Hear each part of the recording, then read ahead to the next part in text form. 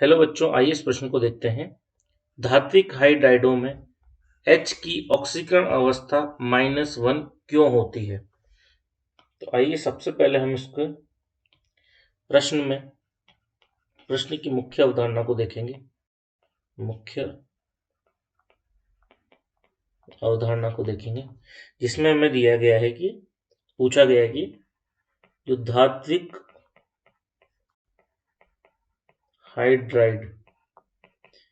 हाइड्राइडों में H की ऑक्सीकरण अवस्था हमसे पूछ रहा है।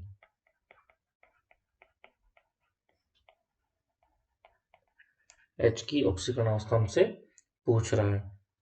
ऑक्सीकरण अवस्था या इसको संख्या हम यहाँ पर बोलेंगे, क्योंकि यहाँ पर -1 दिया गया इसलिए हम यहाँ पे से संख्या बोलेंगे। तो हम यहाँ पे कोई धात्विक हाइड्राइड मान लेते हैं। तो कोई भी, जैसे एग्जांपल के तौर पर हमने ले लिया NaH, ये क्या है? धात्विक, यानी कि सोडियम हाइड्राइड है ये। सोडियम हाइड्राइड में जब हम बात करें तो ये कुछ Na+ और H- होगा। अब यहाँ पर ये H पर माइनस क्यों लगा? क्योंकि जो हाइड्रोजन है उसकी जो विद्युत ऋणता है वो Na से क्या होगी? अधिक होगी। तो चूंकि हम जानते हैं कि H की विद्युत ऋणता Na से अधिक होती है, और जब H की विद्युत ऋणता Na से अधिक होगी तो ये क्या करेगा? होती है, इसलिए ये क्या करेगा? अब इलेक्ट्रॉनों को अपनी ओर क्या करेगा? आकर्षित करेगा। तो इसलिए H Na से एक इलेक्ट्रॉन ग्रहण कर लेता है। अब Na से इसने इलेक्ट्रॉन ग्रहण कर लिया, पर क्यों किया? क्यों?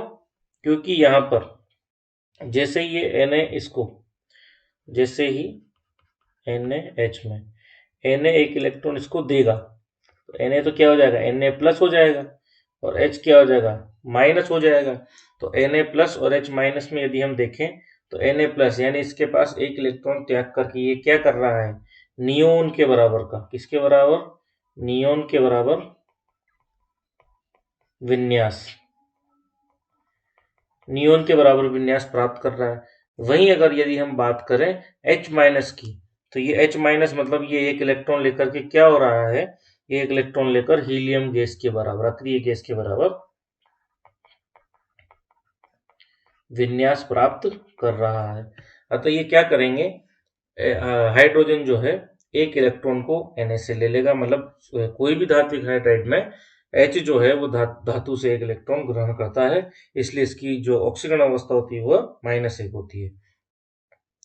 आशा करता हूँ आपको प्रश्न अच्छे से समझ आया होगा। धन्यवाद।